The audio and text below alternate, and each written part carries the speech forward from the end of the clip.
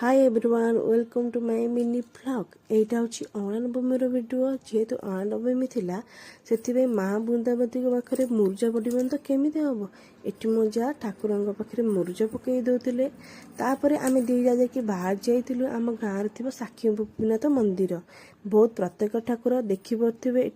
केते गहली केते लाइन बापरे बाप तापरे खरा तो कौन कर कष्ट तो करने पड़ो भगवान एतिकी करें तो कौन करवा तापर बहुत कष्ट आम भितर को जाकि ठाकुर दर्शन कर बहुत बढ़िया से दर्शन है तापर आम बाहरी जाकि ये देखिपे भीतर दृश्य किसी एमती थिला तो एत गहल क्लिप नहीं हेलानी देन बाहर एपटे भजन समारोह होता जोटि कि आम ओडिशार विशिष्ट कंठशिल्पी गीता दास मैम सुभाष दास सर अन्य सिंगर मैंने बोधे आसी